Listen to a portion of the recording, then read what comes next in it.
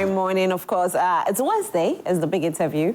And I told you earlier who our guest for the big interview is. And talking about him, I wish I had a profile video to play for you. But guess what? If we do play a profile video, we might not have enough time to ask all the questions that you sent in that we should ask him this morning. This man has grown so much. I've known him for about 15 years now. When I knew him, I was in insurance. He was in the media space. Little did I know I was going to come into the media space and he was going to go into the political space and rise so much. We are so proud of him. And I must say that getting the opportunity to interview him this morning is such a great honor. Good morning, Honorable Kojo Oppong. Rosalie, how are you? I'm fine, thank you. How are you? I'm okay. I haven't seen you in ages. Ages. You know, since you went into politics, you got busy. Yes. Which is understandable, though. But you could have still looked for me. You are in media and you are also busy. Okay. But this is not the first time I'm trying to interview you. Is that so? Yeah. I'm here today. Yeah, when I was at my previous place. But you know, the good thing is we're here today, like you said. I'm here. Yes. And thank you so much for honoring this invite. My pleasure. I don't know where to start this from, though. It's a personality interview, but we got a lot of questions coming in, asking so many things. But, you know, I think the biggest thing is, did you ever think you were going to go into politics? No, I didn't. I've always said that politics for me has been a blessed accident because it wasn't part of my career path. It was in 2014, 2015, when the then sitting member of parliament for the Ofuasi constituency, David Oppong Nkrumah, announced that he wasn't going to run anymore. He had done 3 terms, wasn't going to run anymore. And the party was searching for a replacement, and I was impressed upon to put in my hat. And I did. I was just getting out of law school by that time. I had left media. I was just getting out of law school by that time, and I threw my hat in. I've been trying to do my best since that time. But were you already a member, you know, of the party? Oh yes. I was a patron of the party, a card-bearing member patron, but that in any way did not influence how I went about my journalism work. So when the time was ripe and the conversation came up, it was pretty easy for my executives to pay me a visit and say, we want you to give it a shot. Right. Yeah. Now, you know, when you were in the media space, there were a lot of conversations that went on. When you left the media space, there were a lot that was said as to why you left the media space. Today, I want us to speak about it briefly. Fire. What happened? Were you really told to go off air because of political issues, or you decided to leave? Absolutely not. Okay. In fact, in all my days in media, you would not know where my political leanings were. Indeed, when I announced that I was exiting media, people were wondering, is he going to the BBC, is he going here, whatever. I had nothing to do with anything political. When eventually I issued a statement that I was going to run for political office and run on the ticket of the NPP, people were shocked. People were like, we thought this guy was NDC. We thought this guy was MPP, because I tried to do my work as professionally as I could without any bias whatsoever. Media was never part of my career trajectory. I studied economics and finance for my first degree. I did a master's in business administration, and my dream all along had been to run my private business. Okay. And that's why you would recall that about 15 years ago, even when I was working at Joy FM, I had my private office just down the street here, where I was running my advertising agency. So I'd always been interested in business. But around 2006, 2007, Mr. Kwesi Chum invited me to come and work in multimedia. And when I came in, the initial conversation was that I was going to do about 5 years. That conversation then moved from where I was on the business desk, moved me up to host the morning show and news file, which then even took me on bigger platforms, hosting presidential debates, etc., with the current vice president. And then by 5 years' time, I went back to Mr. Chum and said, I think the 5 years is up, I've got to go. And he impressed upon me to stay, so I stayed a bit more. I think by about 7 years down the line, I went back to him and I said I wanted to resign.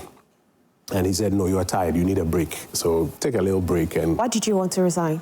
Because it had never really been what I wanted to do. So you were not happy doing it? I was excited doing it. Okay. But my career ambition was to run my private business. Or you could have combined it, because you had actually combined it. I combined it. But at a point, I thought that my business needed a lot more time and attention from me. Okay. And that the media space was taking a lot of my time and attention. And what many people don't know is that, maybe you know, I'm a very shy person. Yes, I am able to do this work because of, may I say, the talents that God has given me and how I've honed that skill. But I would rather be quiet in my office crunching some numbers than, you know, be on the stage. So after about 5 years and then later about 7 years, I wanted to then let it go and then go back into media. So the first time I tried to resign, Chrissy was like, no, you are tired, you need a break. So we agreed to give it a year. Then a year afterwards, when I came back, that I wanted to resign and pay more attention to law school, he said he wasn't going to take my resignation letter. So he asked me to write a steady leave without pay. So technically on my file, that's what you see there, steady leave without pay. So you didn't really resign? You won't find resignation, you'll find steady leave without pay.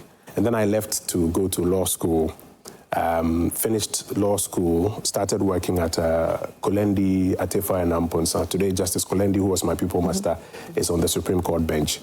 And it was right around that time that I was invited to come and run for political office, and then I had to go run for political office. Which you're so proud of yourself, right? I'm trying, one day at a time. One day at a time. It's turbulent, but one day at a time. But you were one of the youngest ministers we've had in Ghana. That is true. You know, and filling that office, was it something that was easy for you because you were already in the communication space and, you know, being a minister for information?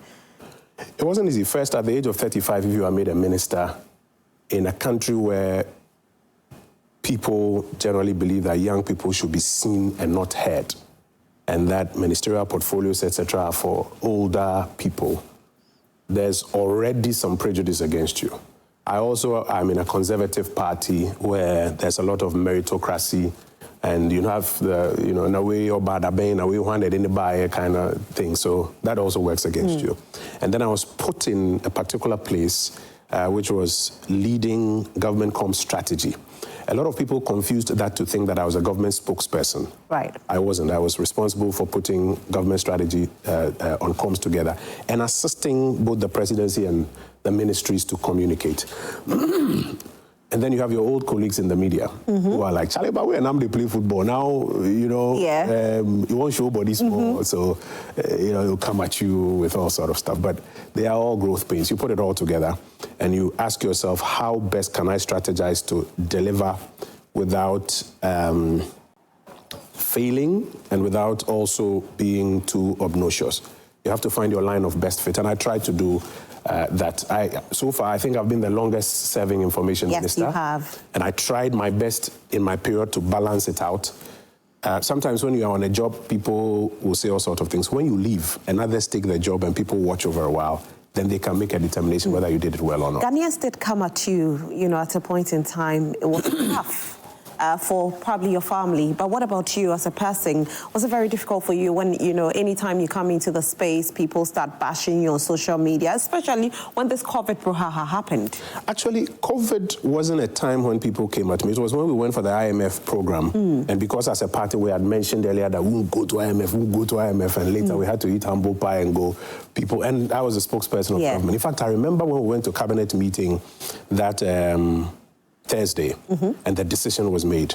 And the president called me and asked me to inform the country. And I left and I got home. I was sitting on my bed.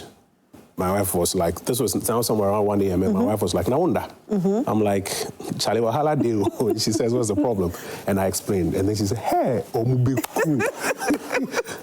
You are coming to announce that we're going for Omubeku Nkrumah. On the Friday morning, when I was supposed to issue the statement, I still couldn't issue the statement. So I recall calling Kweku Kwating and a number of other colleagues in Parliament and on the Finance Committee, holding a meeting in my office and informing them. And when I informed them, you could see the shock on their faces. And then later we had to issue the statement around 11 o'clock that morning, because I wanted the morning shows to be over. I didn't want to disrupt the morning shows. So around 11, we issued the statement, and then the interviews, oh my God. Started. So Saturday morning, Sunday evening, I had to come to Joy, and you know, the whole country came at me. You people, you said you won't go, now you're going. Attacks, insults here and there. But this is the job where, and thankfully because of my experience from hosting the morning show, where you get a bit of insult and attacks, but it's not like this one. But this is a job where you got to understand that if you're a striker, like last night's game, and you are trying to make an offensive run from midfield towards the goalpost, you should expect that the defenders will tackle you. Some of the tackles will be harsh, but it's part of the game. So you didn't really bargain for all these when you were taking that position, right? They are tackles. You've got to take it in your stride. If you think that they are malicious tackles, I mean, and I'm using football as an analogy, if somebody came with a double stamp towards your knee, that's a malicious tackle that could end your career. That one you have to protest and find a way to respond properly. But if it's a shove or a tackle here and there, you understand its part. Oh, you did handle it well, though. We did our best. You did your best. We did our best. But were there times that you went back to cry? No. I am not. I am an emotional person, but I take a while to decide what I'll do before I do it. And when I decide to do something, I've built the mental resilience. If you go to the statement that I issued on, I think the 5th of April, 2015, that I was going to run for political office, I was clear in it that it's not an easy space, but I'm clear that somebody has to do this job to help what we are doing. And I was going to do it, and I'm still doing it. So I take it in my stride. And it's so, I don't even know how to put this.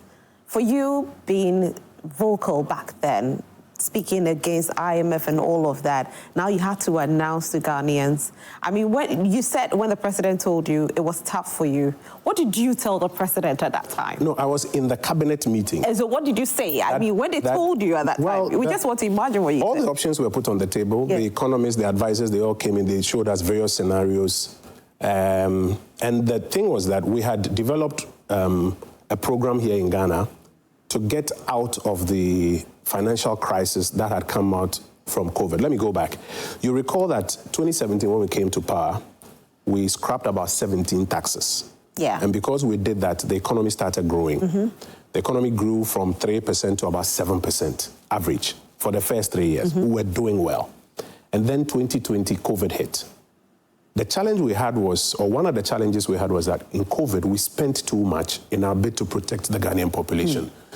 Free water, free electricity. Students are not going to school, but we are paying teachers. Even in the US, they were paying government workers at a discount. We were paying everything. And government was not earning money. So we were borrowing money from the IMF, about $1 billion from the World Bank. By the time we finished and COVID was gone, around 2021, there was a big debt. And it made our debt unsustainable. So what we needed was a two-pronged strategy. One, a strategy that would raise money to close the debt. And so we introduced taxes, e-levy, COVID, a few other taxes. Sometimes I hear people say, but COVID is gone, why are we paying it?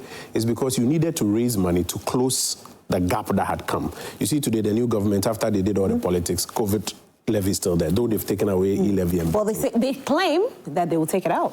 But why not now? When Baumia said that he was going to take it off, they say, you should take it off now. Why is he waiting to come to power? Mahama has come to power. He says maybe next year he will take it off. So now you see the double standards. Anyway, let's put that aside. So we needed to introduce those taxes to mobilize money to close that gap. At the same time, we were short of Forex, or we're running short of Forex. So you needed what you call balance of payment support. You needed dollar. And so domestic taxes were good, but not going to be enough. But you also needed Forex. And so then we went to the IMF to give us some Forex, about $3 billion, to shore up our Forex reserves, so that the currency wouldn't depreciate too much, and then introduce taxes to raise revenue. They were very unpopular. Our colleagues on the other side used it for a lot of, politics and campaign. And being the one to sell it was very difficult, very unpopular, but that's the job you have to do as government. Over time, I'm clear in my mind that over time, Ghanaians will begin to see that those decisions were not out of malice.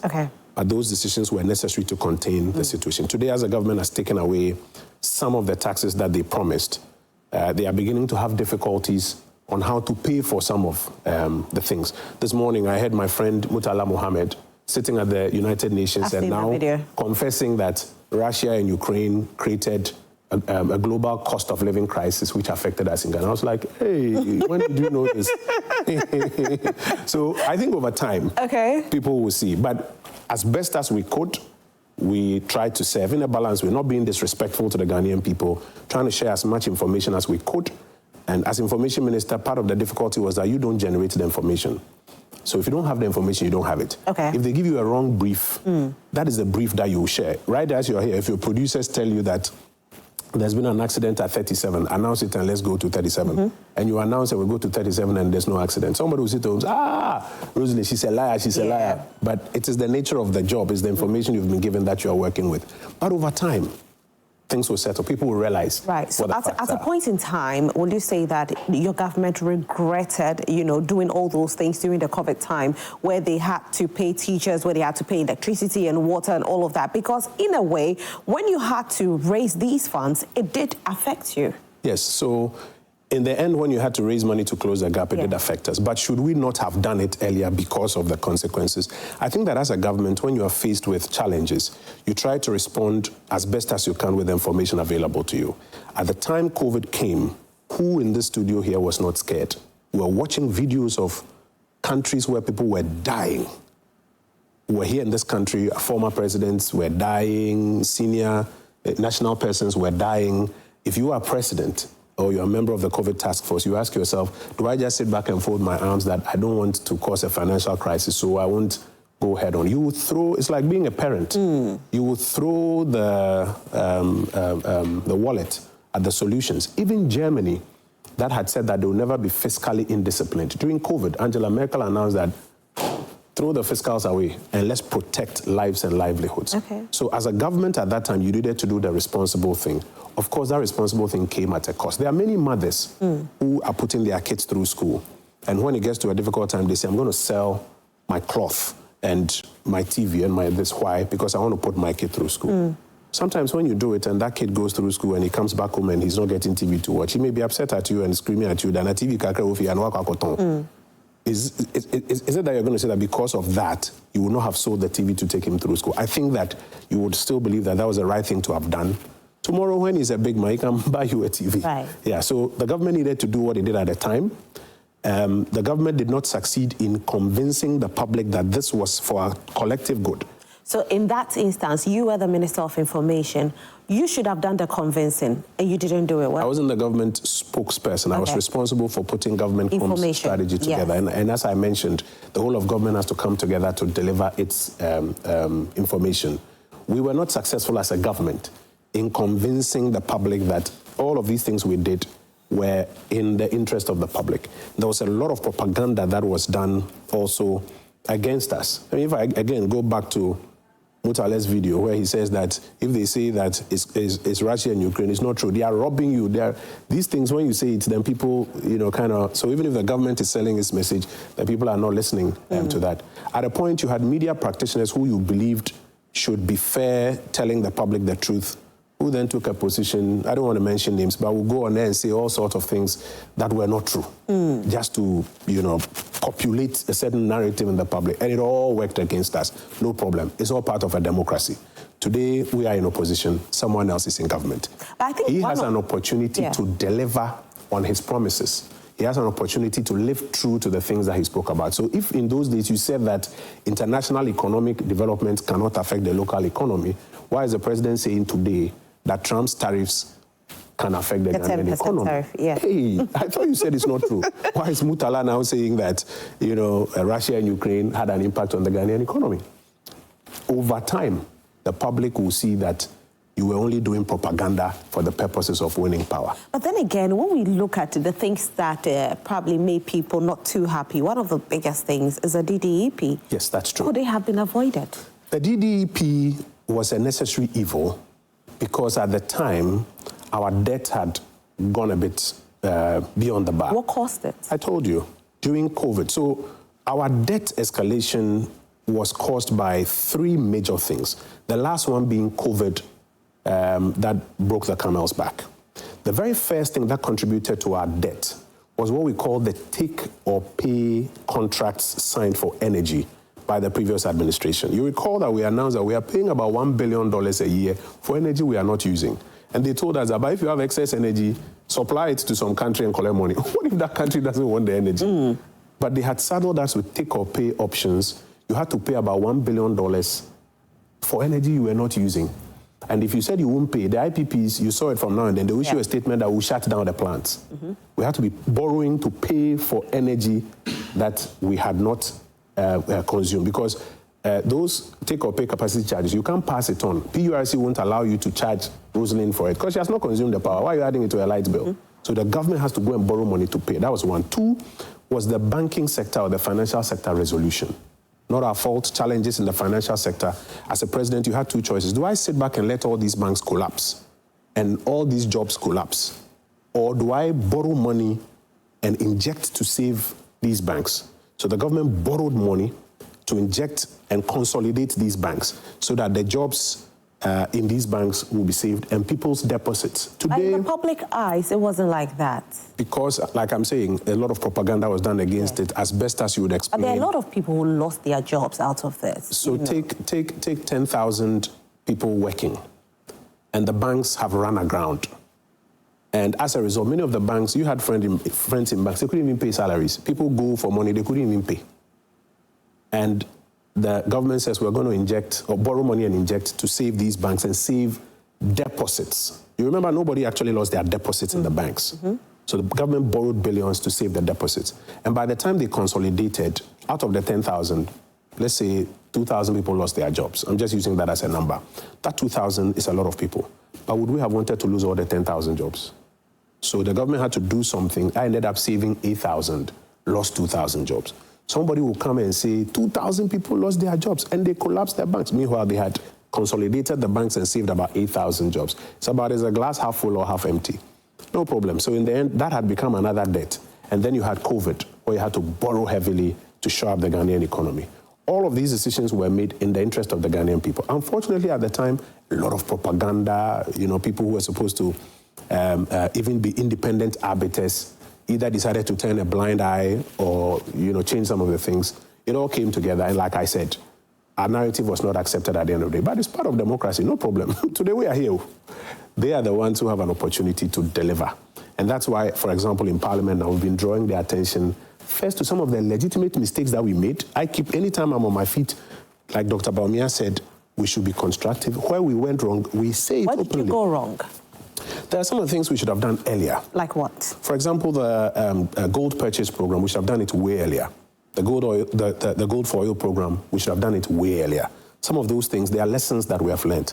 Last time I was telling the Deputy Minister for Finance that when you're in government, sometimes you think everything people say, you should defend it and respond and explain. Sometimes you should listen. If you listen, you get free advice.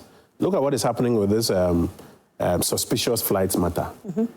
Somebody has come as a whistleblower and has drawn your attention to the fact that 2 suspicious flights have come in. Investigate and, ensure that the facts are put out there. The government appears more interested in attacking him, calling him names. Last time I was seeing on social media, you had ministers of state calling him Osofumoko and all sorts of disparaging remarks. You are not listening. Because you see, if you don't pay attention and investigate, you may not even know that one of your acolytes or somebody down the line is doing something funny. Right. So listen some more. All of those are lessons we've learned, and we are drawing the government. And that's why you fell short. At a point, you felt you were not listening. Oh, no, I thought that we could have listened a bit more. Yes, listened a bit more. I thought that there were things that, to everybody. Okay. I thought that there were things that we could have done earlier. Like I mentioned, the gold for oil program, the gold purchase program, those were things that we could have done, Do you think you should have even done the e-levy at all? You needed to raise revenue. You notice that this government has brought about 4 new taxes. But because of the propaganda and the fact that some of the media people are still in that mood, they're pretending they haven't seen it. 4 new taxes.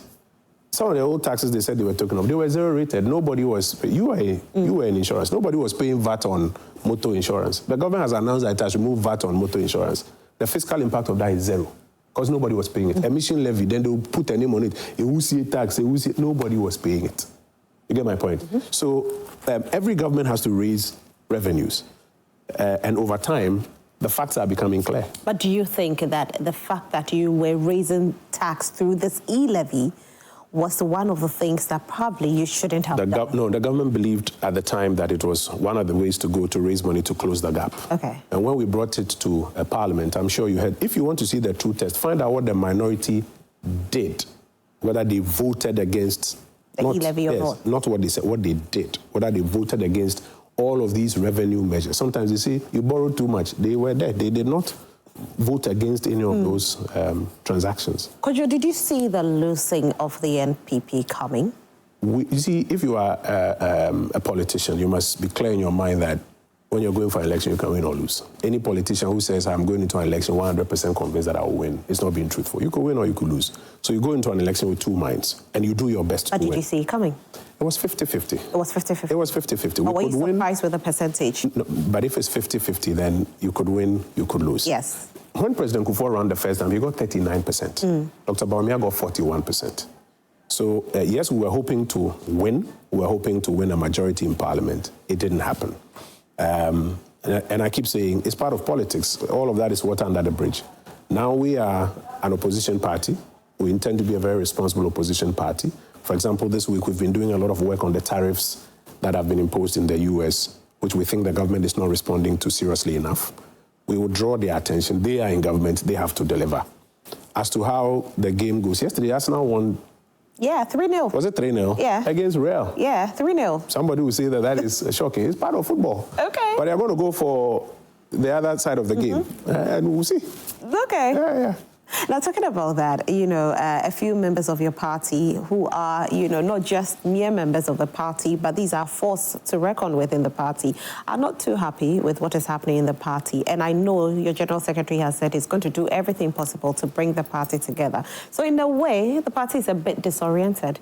Looking at what is happening between the party and even Honorable Adjo Asafo, what do you have to say about it? First of all, I don't think any single person can bring the party together. Anybody going around saying that is going to bring the party together should stop saying it. All of us must understand that we have to collectively work together.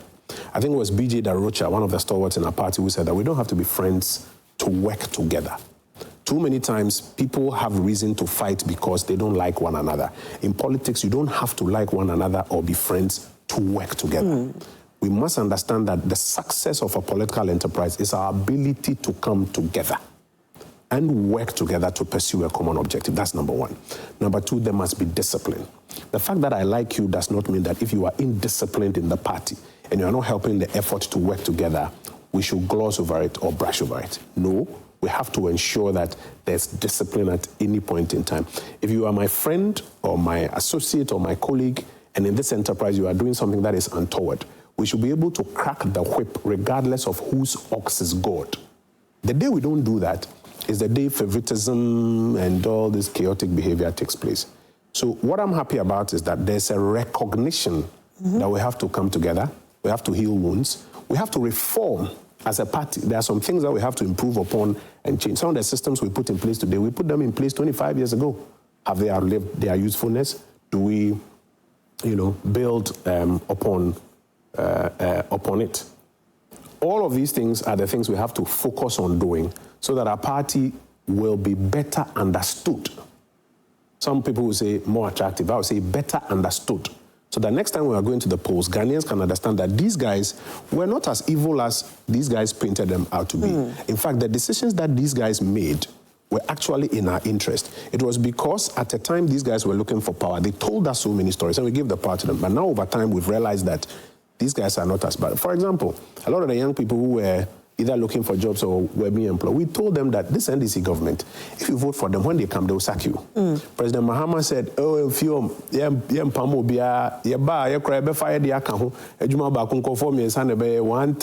24-hour economy. I'm sure you remember. When they came to power, the first thing they did, thousands of people have been sacked. This morning I was reading, I think the Ghana Maritime Authority, now from the presidency, they write letters to Director of Finance to sack them. Unprecedented, never happened before. So over a while, you have to ask yourself, so was this thing true or not? I keep saying, one of their most popular promises was the Women's Bank. When we said, let's do a fund, they said, let's do a bank. Women's Bank, yeah. Did you see how much money they gave to the Women's Bank? 51 million cedis. Then they gave 100 million cedis for capex, buying cars, computers, and other things at the Office of Government Machinery. Which one is more important to you? So after a while, the women of Ghana will ask themselves that the song may be nice, the Queen song may be nice, but did they deliver the Women's Bank? The song may be nice, but did it deliver the jobs? Look at the economy. This economy that they said is criminal, is bad. We grew it by 5.7%. That one, even Ghanaians say it wasn't good enough. Go home, NPP, no problem. The finance minister says that this is his program. When the Ghana Statistical Service took the program and calculated it, they said it will do 4.4. It will bring the economy down. In fact, though he said 4.4, when you go into the figures, it's 4.0. He's going to grow the economy by, when we did 5.7. After a while, Ghanaians will ask themselves that, there's another song that they had, or the Asempa Nabo. Is this Asempa Nabo? Are we not judging them a bit too early? It's only 4 months into power. In Chi, we say that Agrobeswa, if you are not. If the evening dance will be exciting, the morning preparations will show. When you are going for an engagement at 10 o'clock, and you get there at 10:30 and they are now fixing chairs, it may look early that, oh, they haven't started the program, but you should start worrying that now they are mostly 10 o'clock, no, maybe do at 10:30, I feel I'm mostly. So the early signs are a bit worrisome. But even more altruistically, we have just left power. We have seen what it takes to succeed and fail. That's why the Bible says that sit by an old general who has gone to war and hear his war stories, you will learn. We have seen what it takes to succeed and fail. Last time we were told them in Parliament that when you start working early, in our first year, free SHS, 1D, 1F, one village, that even those ones that we started in 2017, they were hala. So then it brings me So if you don't pay attention to starting your programs early, and you are just interested in sacking people, Japa should raid this one's home, this one should do this one. Then it brings me I'm coming. If you spend your time doing all of those ones, you will realize that by 2026, 1 year is gone, we haven't done anything. And that is why we are drawing the attention that, Charlie, pay attention to the work. Else these things. Listen, there were times when in our day, we spent all our time, and Mahama has done this, and Mahama has done this. After a while, the unemployed guy who is sitting at home, he will tell you, and I said, today, to about Mahama, no. You are spending your time and Akufo-Addo has done, Akufo-Addo has done. We have seen it, too. That's why we are telling you. If you say you won't listen to us, if you fail, politically we are happy, but it's not good for Ghana. Right. And so we will draw your attention. And Dr. Bawumia has been clear that, guys, as you are going to Parliament, be constructive. Where we made mistakes, show them. If it works for Ghana. If they say they won't listen, that one you can't beat them. Right. I was going to ask you, you said in the first year, you did a free SHS, you did 1D, 1F, one village, one down, all of that. You did well. But then again, don't you think that you rushed, and that's why Ghanaians came at you, because it looks like you didn't really take your time to have it roll out well. You just rushed because you had promised, and so you needed to get it done. You see, you have only 4 years in government. If you look at Ghana's democratic framework, you have 4 years in government. The first year, by the time you come, the previous government would have done what we call an expenditure in advance of appropriation. You will bring your budget around March or April. By June, you are bringing mid-year. By November, the year is gone, you are bringing the next year's budget. If you don't take care, year 1, you can't do anything. Year 4, by the time we get into February, you'll be here. You will launch, election headquarters has just been launched. We are going to have put that final year, not much is getting done, Rosalind. Everybody, the district chief executive that you are calling that I need this, he's going on campaign. The ECGMD that he's going on campaign. The Narcotics Control Board boss who should be sitting, he's going on campaign. So that final year, not much is happening. So if you are serious about governance, effectively you have 2 years. So it is important that you put your best effort in the first year, where you have a lot of political capital and goodwill, so that you can get more done. If you don't and you think that you are going to wait, you will wait till 2026, that'll be your second year. Your own supporters will now start getting this grant that, campaign, now by 2 years. Meanwhile, this one's wife has been appointed as MD of Consolidated Bank. This one's brother has been appointed at SNIT. This one's cousin has been appointed. You think the foot soldiers, they don't see it? They see it. Then they'll say, Auntie, okay, be a. So it is important that in your first year, you put your best. It seems like, because it looks like this advice you're given is because you have been there. But this is, I'm telling you. Because it looks like the NPP also did something similar, and so, you've been there, you have realized that this was wrong. The foot soldiers were not happy. Dr. Bawumia told us clearly, go there as a constructive opposition. Go there and work for Ghana. The lessons that we have learned, where we didn't get it right, don't be shy. Put it. You should watch us from Parliament. Whenever we get up on our feet, we don't hide it. We say it. Mr. Speaker, this thing that we did, it didn't work. And they are repeating. Look at the gold board. We told them that, listen, when we came, we had a brilliant idea that we wanted to do $1 million per constituency. I'm sure you heard it. Yeah. We were advised that use the district assembly to share the money. We said, no, we'll create Middle Belt Development Authority and Coastal Belt Development. We created new institutions. In the end, the new institutions became bureaucracy. We're looking for a chief executive, we can't find him. Accountant, we're finding for a consultant, we can't find him. Then the money doesn't get disbursed. You have come to power, you say you want to reorganize how gold is exported. You need to create a new institution. So if we who have done it and it didn't work for us, we are telling you that you don't have to create a gold board. You have enough institutions to do it. And you say you won't listen. But Rosalind, what can we do? But our job is to draw your attention to it that you don't need to create a gold board. You can use MIF and PMMC and the other institutions to get the job done. Is NPP bringing Dr. Mahmoud Bawumia back as a we haven't even gone for Congress. We are now starting with the process of identifying, though anecdotally we have an idea, we are now going through the process of identifying empirically why a lot of our supporters did not turn up to vote. We have an idea, but you have to empirically identify. Okay. And then after that, we will go for conference. So it's early days. I've seen the numbers that Musa Dankwa, for example, has put out that he's in pole position now, and that even across the country, he's sitting about 48%. Yeah. Meanwhile, he got 41% in the election. Are you seeing what is happening? And that even in the party, he's the most favored. I've seen all of those. And those may all be facts that we look at, but we would like to take our things one day at a time. Okay. We'll get there. Do you think a new face, as in the new leadership, a new leadership for the NPP will also help? We haven't even reached that stage. As I mentioned, we are going I know you haven't reached there, but you have a leadership. You lost under the leadership. Do you think a new leadership will help? But the question is, did we lose because of the leadership? You don't think it's so? Well, you have to gather some of your members have said so, though. Yeah, but you have to gather the empirical information and take a decision based on it. If you don't have the empirical information, you say somebody said, you may end up taking a wrong decision. If you're at home with your girlfriend or your wife and you say, I'm leaving you because somebody says that you have done that, you may lose so get the facts. Even if somebody says something, get the facts. But you are in the party. But we don't have the facts. That's why the Okwe committee is working on getting the facts.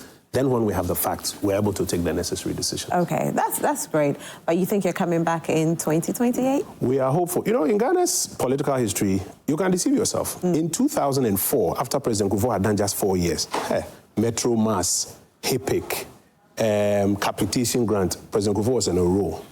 You see how he struggled in the 2004 election? 2009, when President Mills came, he had passed. There was so much sympathy for candidate Mahama at the time, who was then, acting president. And everybody thought he was going to win it, like that. Did you see the wahala? He ended up in the Supreme Court. They couldn't even identify the pink sheets. For us, our first term in 2020, our margin had dropped from about 1 million to about 500. Do you see the point I'm making? Yeah. So even at 4 years, Ghanaians start looking, by 1.5 years, they start making up their mind that this thing, is it going to help us or not help us? So it is not impossible. We've had it before. Presidents have lost in one term. One term. It's about how the opposition gets itself better understood. It's about how... Is the president losing or is the party losing? Both. It's a scale. So it's about because how if you look at it, the party didn't lose in 1 year. The party lost in 8 years. Well, but if you look at the trend, you look at a sharp drop of votes after 4 years, it should tell you something.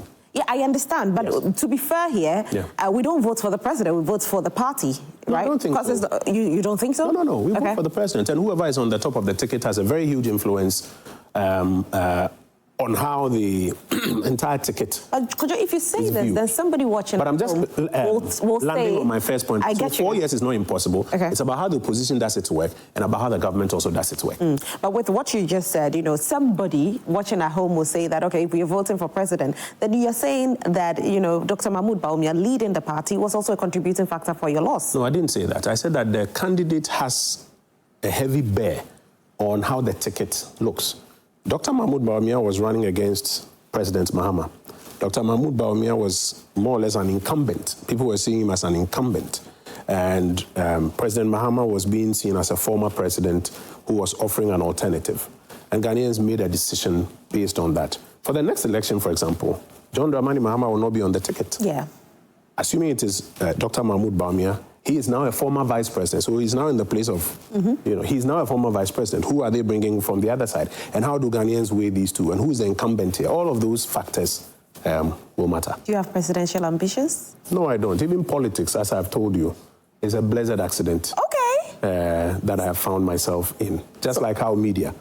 My thing is that when you give me a job, I do it to the best of my ability. Yeah, we've seen that. And when I think that my time is up, I bow out and I move on. So media, I did it.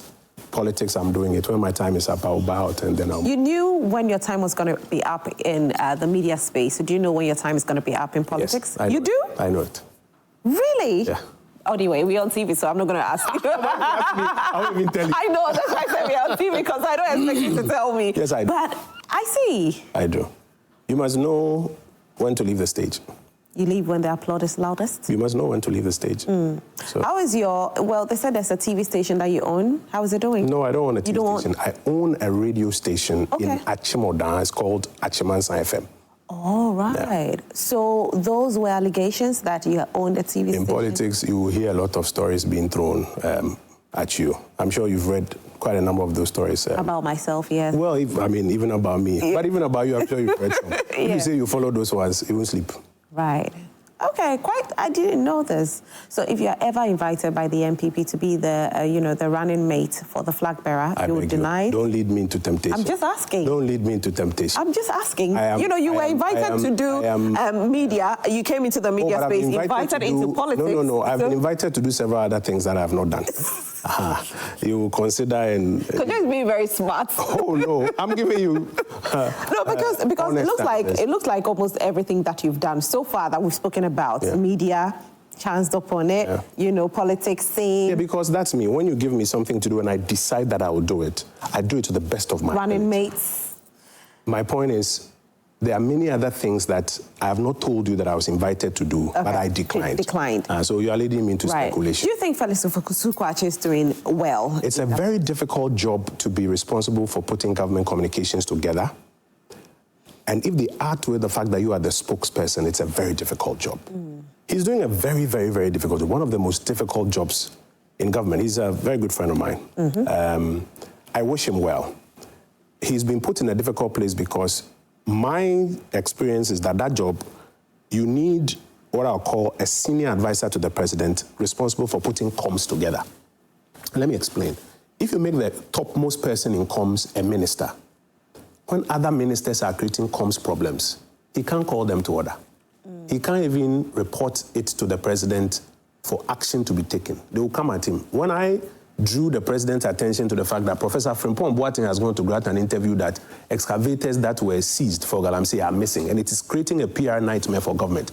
So let's find out, is it true or not true? If it's true, then we have to investigate and punish the people. If it's not true, then he's a very old person, very respected person. He has to be called to order. You saw eventually what he said about me, that me doing Galamsey in my constituency became. That's the kind of difficulty you have if you're a minister and they are ministers and you are drawing attention. So you need somebody higher, somebody who sits at the table with the president, who can call ministers and discipline them for creating communication challenges. Half of the problems in governance are communication challenges. So that's one. Number two, where you sit, do you have all the information? If you don't have all the information, and sometimes you are even doing your best. Look at this Ahmed matter. So he came out with an explanation that the flight was on its way to, I think, Luanda, and that the people were for crew rest, and then they had a problem when they came. Tie and all. Now it is turning out that the flight never even went to Luanda. I don't think he cooked up that story. I believe it's a brief that he was given. Do you get my point? I will defend my brother Felix any day that no, he is not a liar that he's come to say there to lie. It's the information he was given. And he has put that information out, and that information is not correct. But he should have done due diligence. But if you are doing due diligence and the person decides to lie to you, what are you going to do? You are not the one in charge of the airport. You are not the, you call that, I'm calling from Director of Comms at, Jubilee House. This problem has come, we have to respond, bring me a brief. And they've brought in it that the flight was on its way to Luanda and they were going to do crew rest. And it's not true. How will you know? You can even check if the people who are giving you the brief are telling you something. How will you know? You are only a government spokesperson. So you mouth these words and then people will say, this guy is a liar. Do you get my point? So Felix is doing a very difficult job. I wish him well. Is he doing well? Honestly, he's doing his best. Time will tell whether he's doing well or not. I told you I did my best as information minister. Time will tell when I'm no longer there, you've appointed 5 or 6 other information ministers, and now you look at the whole thing, then you'll be able to tell whether I did a good job or not. So he's doing his best. Time will tell if he's doing well or not, but I can only wish him well. It's a very difficult job. It's brutal. It's brutal. The way you're saying it's brutal, then you really went through a lot. It's brutal. So when you take, Minister of Information and Minister of Works and Housing, which one did you enjoy most? Oh, I enjoyed both. Okay. Information put me at a place where I understood the whole of governance.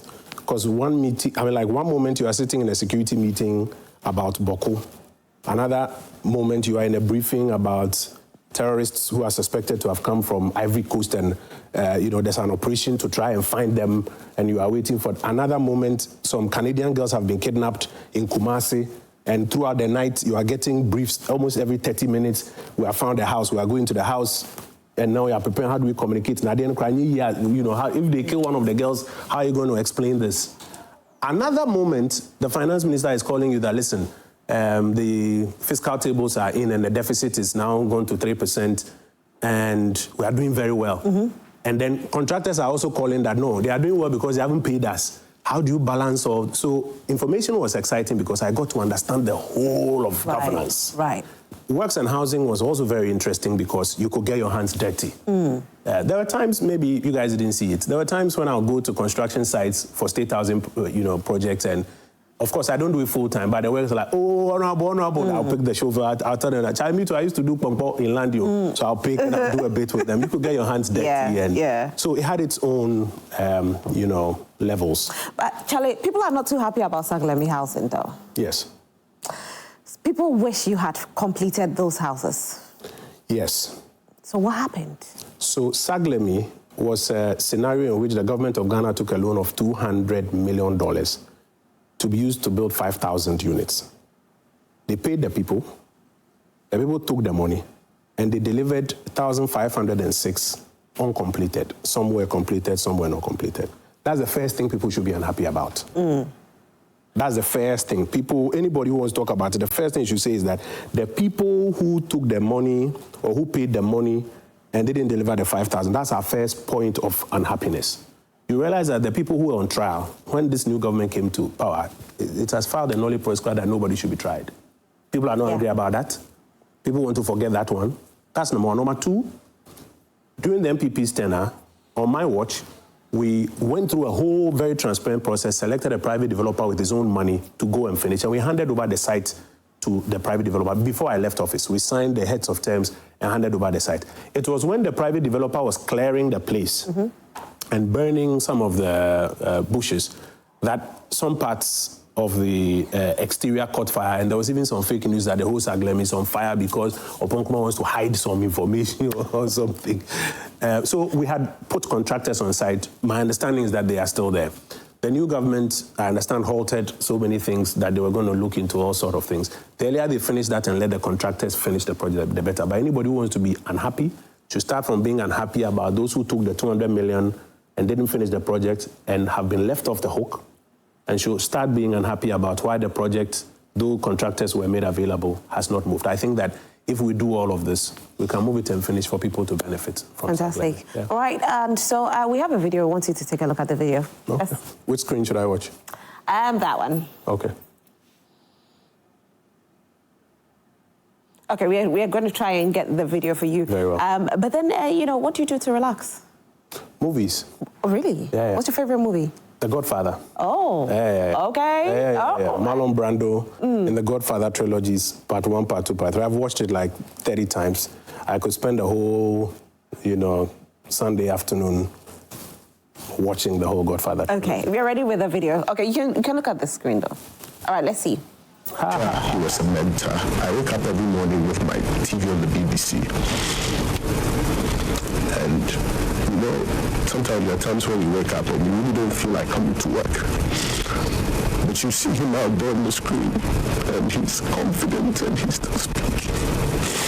And it gives you the urge to come out and to come and do what you have to do. I'm sorry, but I'm in tears, but I think it's so unfair to see a young man at the prime doing so well and for him to be snatched like how he was snatched from us. My thoughts go to his wife and to his children and to the family that have lost a great man. I think Africa has lost a great ambassador. He's irreplaceable. But if there's anything that all of us in this can learn, I think it's about his...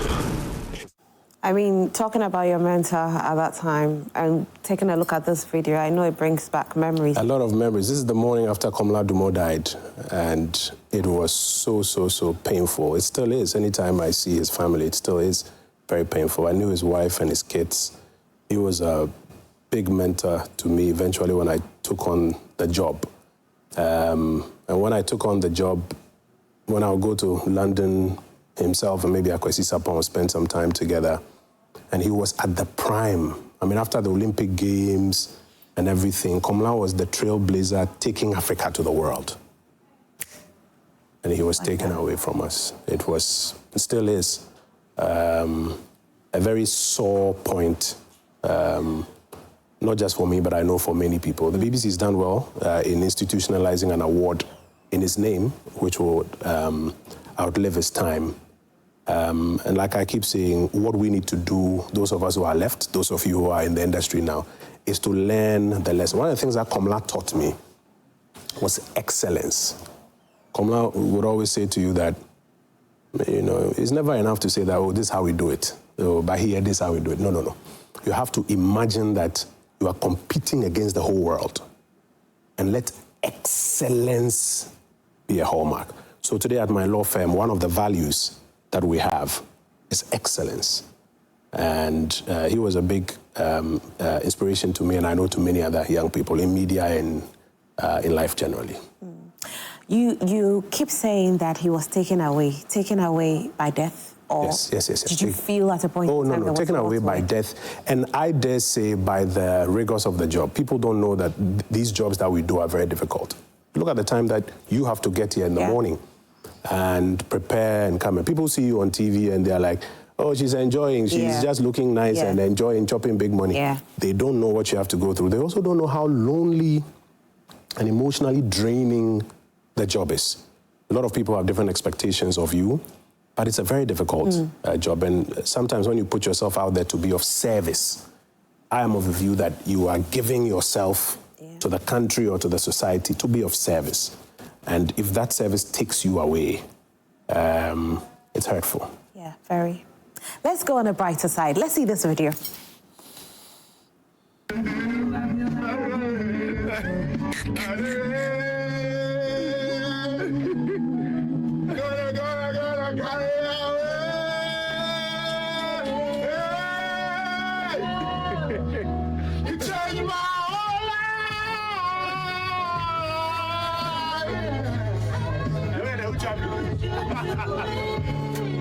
me, with your love.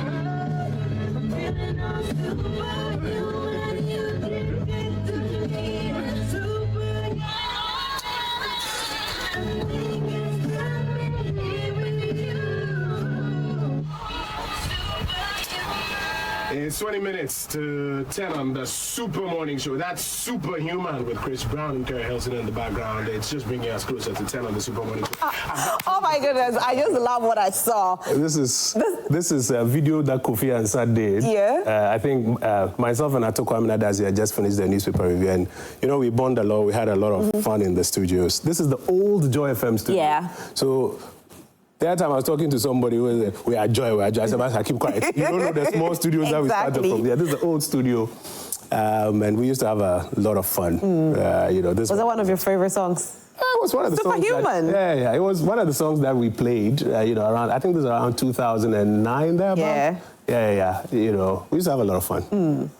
And you've done so well. We celebrate you today. And, you know, you are a force to reckon with. We still see you as a media person, though. I am a media person. Because you can't leave. No. You know, will you ever become a TV host again or a radio host? Or... You know, there are times when I go on my radio station in Oda, I go on air. Oh, really? To host. In fact, I think last December, I hosted the breakfast show Oh, that's there, nice. you know. And I was teaching the young ones, like, people, you think you are killers here. We've been here before. We've been here before. No, but, you know, as and when I get the opportunity, I do. But the younger people have a lot more talent, better ideas. I've always believed in giving younger people, even at my young age. Yeah. So in those days, Bernard Nasser Saibu had then come in. We gave him Fridays to do. Yeah, so I'll do Monday to remember. Thursday, and they'll give him Friday to do. And I've always believed in giving younger people an opportunity. And the younger people have a lot more energy, a lot more ideas. So I think it's good for them to have the space. Occasionally, we can come in and do one or two things. Kojo Oppong Nkrumah, we celebrate you today. Thank you so much. For having me. Thank you for having me. Thank you too. And, you know, this will go into my records. Mine as well. Yeah, so you're doing very well. I've been watching you, but this is my first time, yes. You know, being interviewed by you. Yeah, because the first time we met, I was in insurance, like I said. Yes, at QIC. At QIC. Yes, and, you know, we met. Yeah. You never knew I'll be on TV one day. I spoke to Bomba this morning, actually, on something else. I was talking to him on something else. Yeah. He's there. He's great. Misbehaving all over the place. My greetings to him. Anyway, thank you so much once again. We're super grateful. Thank you. And his name is Honorable Kojo Oppong Nkrumah. He says that he doesn't have presidential ambitions, but hey, who knows tomorrow? God's ways are not our ways. And so if God says that he's going to be the president of Ghana, it could happen. Maybe I just prophesy. I like how he laughed to it. He's like, it means that he's not looking at that. Anyway, thank you all so much for watching Prime Morning today. And big greetings to your people of Ofuasi people. Yes. So to my colleagues from Abanase, Ofuasi, Yoruba, Chia, Kokwaso, Ochereso, and all of the places. I'll see you this weekend. Great. All right, so enjoy the rest of your day. Today's a Wednesday. We have changes coming your way at exactly 1 p.m. Don't miss it. My name is Rosalyn Fairley. I did this with KMJ and Siedu Akomia. Enjoy the rest of your day. Bye.